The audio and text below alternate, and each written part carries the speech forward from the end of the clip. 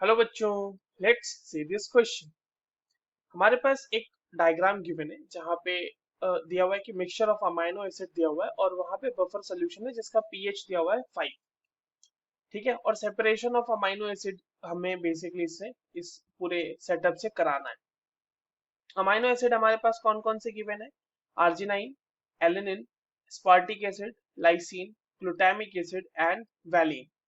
और देखिए इसके लिए जो अल्फा COOH ग्रुप है या NH3 ग्रुप है या फिर अगर कोई साइड चेन ग्रुप भी है उसमें प्रेजेंट, तो उसके लिए pKa की वैल्यूज गिवन है हमारे पास पूरी टेबुलर फॉर्म में।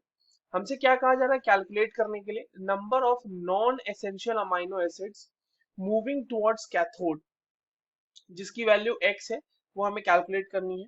Number of essential amino acids moving towards anode, y है वो। और number of amino acid moving towards cathode, z है जो कि, और हमें फाइंड आउट करना है x plus Y plus z। ठीक है, तो चलिए इस क्वेश्चन को सॉल्व करते हैं बच्चों। और सबसे पहले ये देखते हैं कि इस क्वेश्चन को सॉल्व करने के लिए हमें कौन से की कॉन्सेप्ट की जानकारी होनी चाहिए। देखिए ये जो क्वेश्चन है ये बेसिकली इलेक्ट्रोफोरेसिस से के ऊपर बेस्ड है। ठीक है, तो what is electrophoresis? Electrophoresis, this is basically separation technique. ठीक है, यहां से सेपरेशन टेक्निक है। सो सेपरेशन टेक्निक, ठीक है।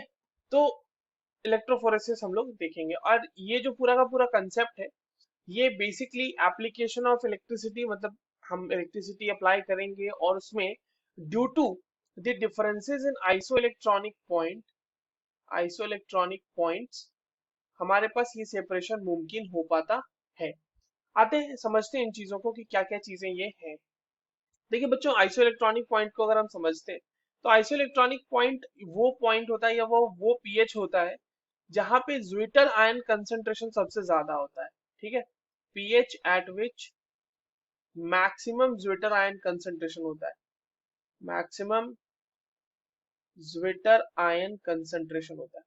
अब ज्विटर आयन का क्या क्या मतलब है?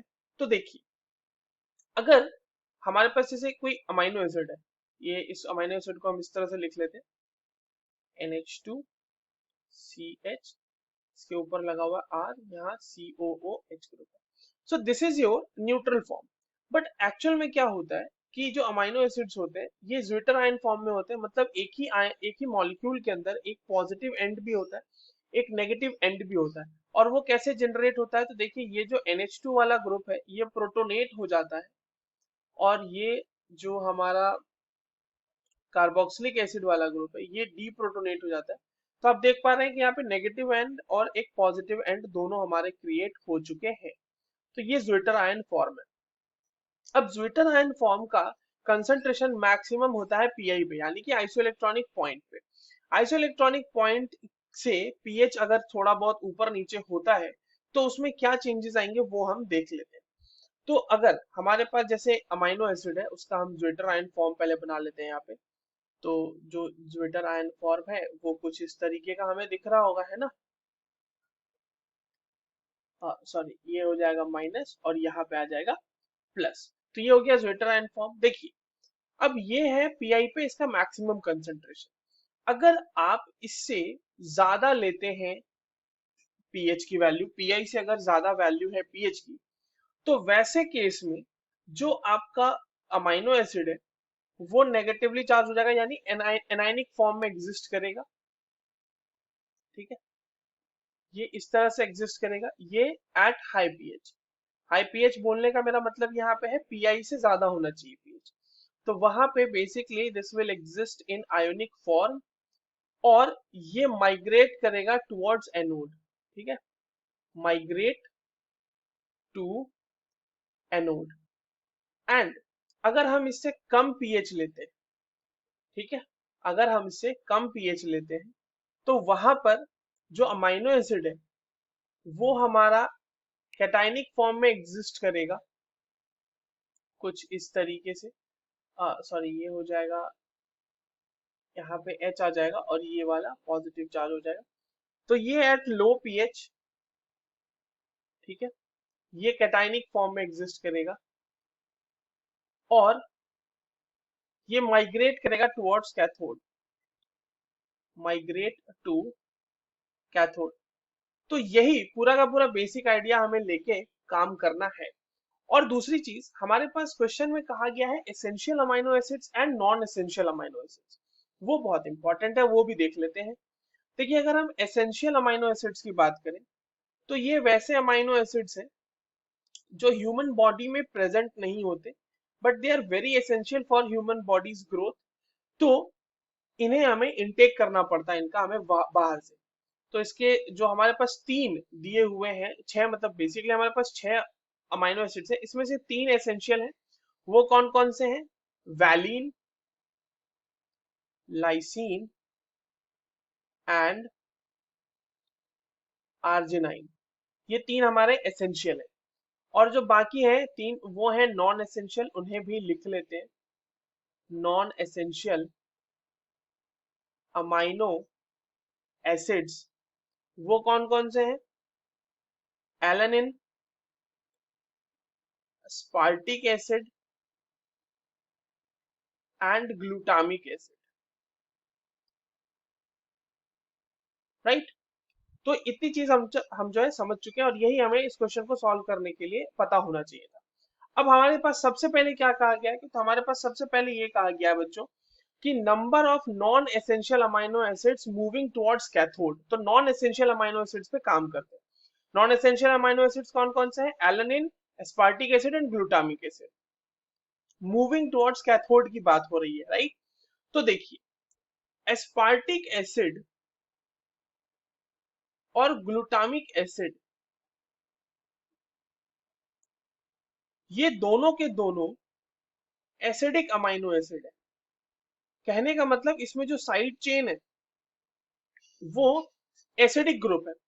और ऐसे केसेस में इनका जो दोनों का बेसिकली पीआई का वैल्यू होगा, आइसोइलेक्ट्रॉनिक पॉइंट की वैल्यू है, वो 2 से 3 के बीच लाई करती है। और हमारे पास जो बच्चों सोल्यूशन गिवन है वो कितना है उसका पीएच? उसका पीएच तो 5 गिवन है, जो कि पीआई से बड़ा है। तो हम ये देख पा रहे हैं कि अगर पीआई से बड़ा है पीएच तो वहां पे कौन सा फॉर्म एग्जिस्ट करता है बच्चों? वहां पे एग्जिस्ट करता है आयोनिक फॉर्म। और अगर इनका आयोनिक फॉर्म एग्जिस्ट कर रहा है तो वो मूव करेंगे किधर? वो मूव करेंगे टुवर्ड्स एनोड। यानी ये दोनों तो कैथोड की तरफ मूव नहीं कर रहे, हमें कैथोड वाला देखना है। नेक्स्ट हमारे पास एलानिन है। एलानिन देखिए एक न्यूट्रल अमाइनो एसिड है, तो इसका हम लोग पीआई कैलकुलेट कर लेते हैं फटाफट। पीआई इज इक्वल्स टू क्या हो जाएगा? बेसिकली अगर न्यूट्रल अमाइनो एसिड है तो जो दो पीकेए वैल्यूज गिवन है उन दोनों का हमें मीन मतलब वो निकालना है, एवरेज निकालना है। तो हो जाएगा 2.34 दिया हुआ है और दिया हुआ है 9.69, डिवाइड कर देंगे 2 से, ये वैल्यू आ जाएगी 12.03 upon 2, that will be giving 6.015। अब देखिए ये इसके पीआई की वैल्यू 6.015 है, यानी हमारे पास जो सोल्यूशन है बच्चों वो तो पीएच 5 है। तो क्या इस ये छोटा है ना पीआई से, इसके पीआई की वैल्यू से। तो अगर ऐसा एग्जिस्ट हो रहा है तो वहां पे कौन सा फॉर्म एग्जिस्ट करेगा? इसका कैटाइनिक फॉर्म एग्जिस्ट करेगा। कैटाइनिक फॉर्म एग्जिस्ट, ठीक है, and that will move towards cathode. तो हमने देखा कि एक ही मात्र ऐसा नॉन एसेंशियल अमाइनो एसिड है जो कैथोड की तरफ मूव कर रहा है। तो यहाँ पे बच्चों x की वैल्यू यहीं पे लिख लेते हैं हम, x की वैल्यू क्या हो जाएगी यहाँ पे? 1। नाउ दूसरा क्वेश्चन क्या कह रहा है, कैलकुलेट क्या करना है? Number of essential amino acids moving towards anode. Anode की तरफ मूव करने वाला एसेंशियल अमाइनो एसिड कौन सा? अब हमारे पास एसेंशियल अमाइनो एसिड कौन कौन से हैं? वैलिन, लाइसिन एंड आर्जिनाइन, इन्हीं को तो देखना है। आइए देखते हैं। तो अगर हम बात करें लाइसिन की और हम बात करें आर्जिनाइन की, तो ये दोनों के दोनों बेसिक अमाइनो एसिड है। बेसिक अमाइनो एसिड होने से हमें सीधा सीधा ये पता चल पा रहा है कि इसका पीआई का जो वैल्यू है वो ग्रेटर देन 7 हो। तो ग्रेटर देन 7 अगर है, यानी जो पीएच है हमारे पास बच्चों, सॉल्यूशन का पीएच हमारे पास 5 दिया हुआ है, तो ये आपका पीआई से तो छोटा है ना।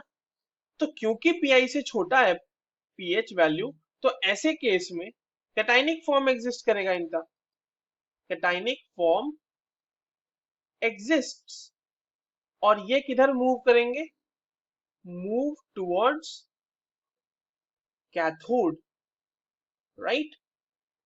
तो कैथोड की तरफ मूव कर रहे हैं।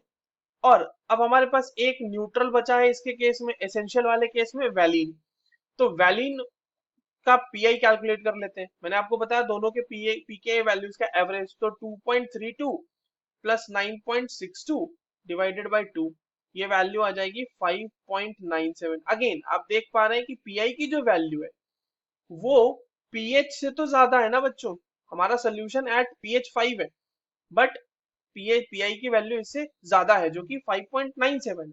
तो ऐसा अगर केस है तो अगेन इसका कौन सा फॉर्म एग्जिस्ट करेगा, कैटाइनिक फॉर्म एग्जिस्ट करेगा, एंड ये मूव करेगा कैथोड की तरफ, मूव टुवर्ड्स कैथोड, राइट। ये सारी चीजें हमें पता कर लेनी थी। अब हम देखते हैं हमसे सवाल क्या पूछा जा रहा था। तो non essential amino acid moving towards anode. तो नॉन एसेंशियल में तो बच्चों हमने ये देखा, ये नॉन एसेंशियल वाला लाइसिन, आर्जिनाइन और वैलिन, इनमें से कोई भी एनोड की तरफ मूव कर ही नहीं रहा है। तो y की वैल्यू क्या हो जाएगी हमारे पास, 0। और z क्या है, number of amino acids moving towards cathode. तो देख लेते हैं कौन कौन से मूव कर रहे हैं। एक हमारा मूव कर रहा है एलानिन कैथोड की तरफ, तो ये हो गया एक। और तीनों के तीनों नॉन एसेंशियल वाले कैथोड की तरफ ही मूव कर रहे थे। तो यहां से Z की वैल्यू आ जाएगी हमारे पास 4। तो हमसे पूछा क्या गया है, x plus Y plus Z. तो x plus Y plus Z is equal to क्या हो जाएगा बच्चों, 5, 1 plus 0 plus 4, and this is the correct answer for this question. I hope you understood this well. All the very best.